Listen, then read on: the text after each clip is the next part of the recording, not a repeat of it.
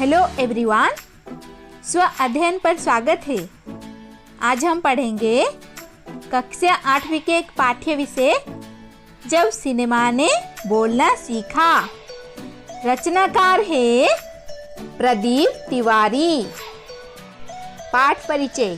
प्रदीप तिवारी जी ने इस पाठ में सिनेमा जगत में आए परिवर्तन को उजागर करने की कोशिश की है। आरंभ में मुख्य फिल्में यानी आवाज़ रहित फिल्में बनती थी, उनमें किसी तरह की आवाज़ का प्रयोग नहीं होता था। इसके कुछ समय के बाद सिनेमा जगत में एक बहुत बड़ा परिवर्तन आया और सबाक फिल्मों का आरंभ शुरू हुआ। इस विषय को उन्होंने निबंध के रूप में लिखा है। इस पाठ को हम एनिमेशन के जरिए अध्ययन करेंगे। पाठ कुछ इस प्रकार है। वे सभी सजीव हैं, सांस ले रहे हैं, 100% बोल रहे हैं। 78 मुर्दा इंसान जिंदा हो गए। उनको बोलते बातें करते देखो। देश की पहली सबाक यानी बोलती फिल्म आलम आरा के पोस्टरों पर विज्ञापन की ये पंक्तियां लिखी हुई थी। 14 मार्च 1931 की वह ऐतिहासिक तारीख भारतीय सिनेमा में बड़े बदलाव का दिन था। इसी दिन पहली बार भारत के सिनेमा ने बोलना सीखा था। हालांकि वह दौर ऐसा था जब मूक सिनेमा लोकप्रियता के शिखर पर था। पहली बोलती फिल्म जिस साल प्रदर्शित हुई, उसी साल कई मूक फिल्में भी विभिन्न भाषाओं में बनी, मगर बोलती फिल्मों का नया दौर शुरू हो गया था।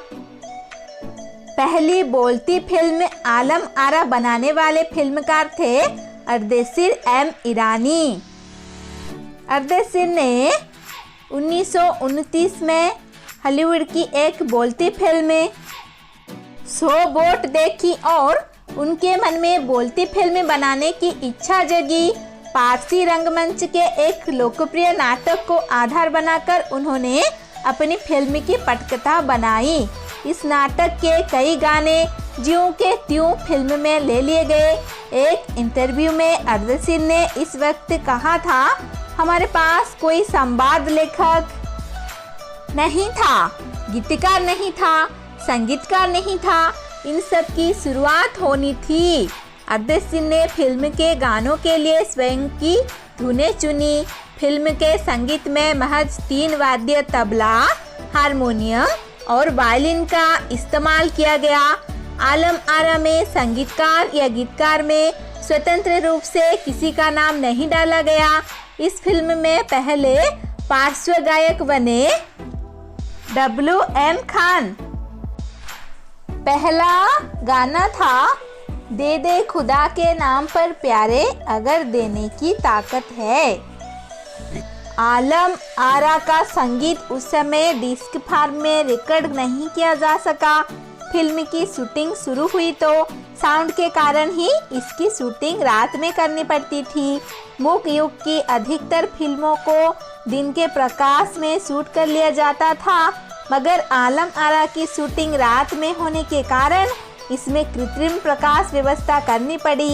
यहीं से प्रकाश प्रणाली बनी जो आगे फिल्म निर्माण का जरूरी हिस्सा बनी। आलम आरा ने भविष्य के कई स्टार और तकनीशियन तो दिए ही, अर्देशीर की कंपनी तक ने भारतीय सिनेमा के लिए 150 से अधिक मूक और लगभग 100 सबाक फिल्में बनाई। Alam Ara film Arabian nights जैसी फैंटेसी थी। फिल्म ने हिंदी उर्दू के मेल वाली हिंदुस्तानी भाषा को लोकप्रिय बनाया। इसमें गीत, संगीत तथा नृत्य के अनोखे संयोजन थे। फिल्म की नायिका जुवेदा थी, नायक थे विठल। वे उस दौर के सर्वाधिक पारिश्रमिक पाने वाले स्टार थे। उनके चयन को लेकर भी एक किस्सा काफ़ी चर्चित है। विठल को उर्दू बोलने में मुश्किलें आती थी। पहले उनका बतौर नायक चयन किया गया, मगर इसी कमी के कारण उन्हें हटाकर उनकी जगह महबूब को नायक बना दिया गया। विठल नाराज हो गए और अपना हक पाने के लिए उन्होंने मुकदमा कर लिया। उस दौर में उनका मुकदमा मोहम्मद अली जिन्ना ने लड़ा, जो तब के मशहूर वकील हुआ करते थे। विट्ठल मुकदमा जीते और भारत की पहली बोलती फिल्म के नायक बने। उनकी कामयाबी आगे भी जारी रही। मराठी और हिंदी फिल्म में वे लंबे समय तक नायक और स्टंटमैन के रूप में सक्रिय रहे। इसके अलावा आलम आरा में सोहराब मोदी, पृथ्वीराज कपूर, याकूब और जगदीश सेठी जैसे अभिनेता भी मौजूद रहे, आगे चलकर जो फिल्मोद्योग के प्रमुख स्तंभ बने। यह फिल्म 14 मार्च 1931 को मुंबई के मैजेस्टिक सिनेमा में प्रदर्शित हुई।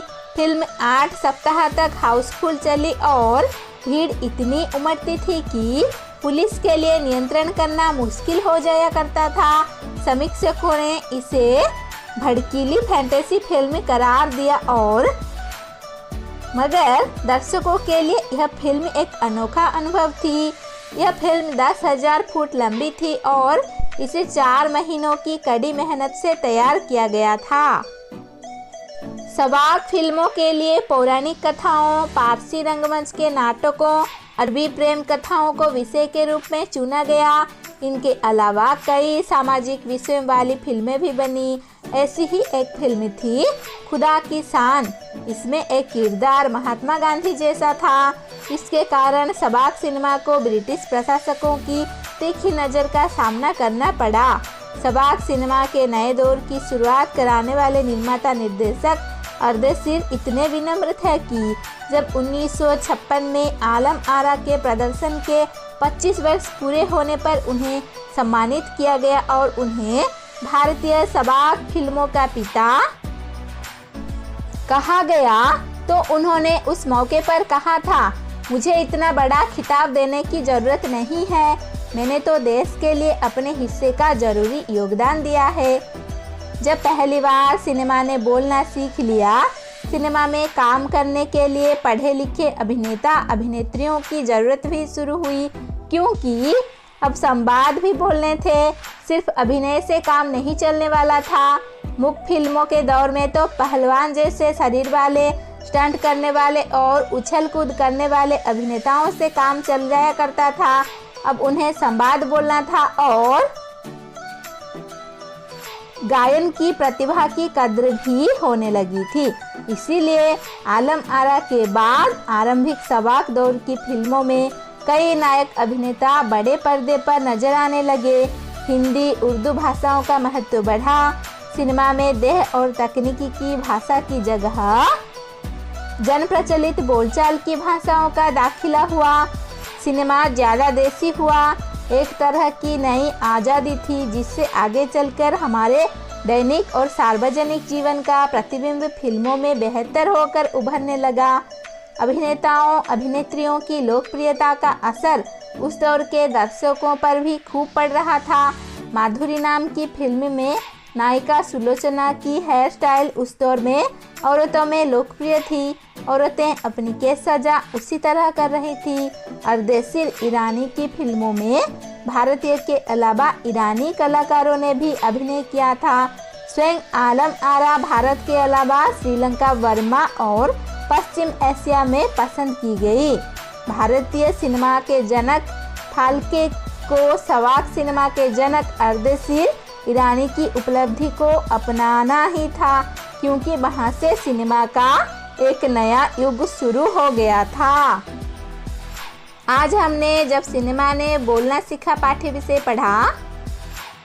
इस पाठ में भारतीय सिनेमा जगत में आए महत्वपूर्ण बदलाव को रेखांकित किया गया है। 14 मार्च 1931 की ऐतिहासिक तारीख को पहली बोलने वाली फिल्म आलम आरा का प्रदर्शन हुआ। इससे पहले मुख्य फिल्में बनती थी जो काफ़ी लोकप्रिय हुआ करती थी। इस तिथि के बाद भारतीय सिनेमा ने पीछे मुड़कर नहीं देखा। भारतीय सिनेमा जगत में फिल्म आलम आरा को पहली सबाक फिल्म होने का गौरवपूर्ण स्थान प्राप्त है। आलम आरा फिल्म 14 मार्च 1931 को बनी। इसके निर्देशक अर्देशीर एम ईरानी थे। इसके नायक विट्ठल तथा नायिका जुबेदा थी। अर्देशीर को इस फिल्म को बनाने के बाद भारतीय सबाक फिल्म का पिता कहा गया। इस फिल्म का पहला गाना दे दे खुदा के नाम था। ये फिल्म 8 सप्ताह तक हाउसफुल चली थी। और हमने ये भी पढ़ा कि इस फिल्म में सिर्फ 3 वाद्य यंत्र प्रयोग किए गए थे। Alam Ara film fantasy film थी। फिल्म ने हिंदी उर्दू के तालमेल वाली हिंदुस्तानी भाषा को लोकप्रिय बनाया। इस फिल्म के उपरांत भी फिल्मों में कई गायक अभिनेता बड़े पर्दे पर नजर आने लगे। आलम आरा भारत के अलावा श्रीलंका, बर्मा और पश्चिम एशिया में पसंद की गई। इस सिनेमा से सिनेमा का एक नया युग शुरू हो गया था। इस प्रकार आज हमने जब सिनेमा ने बोलना सीखा पाठ्य विषय पढ़ा। धन्यवाद। ऐसे ही वीडियो देखने के लिए चैनल को सब्सक्राइब कीजिए। नोटिफिकेशन के लिए बेल आइकन को दबा दीजिए।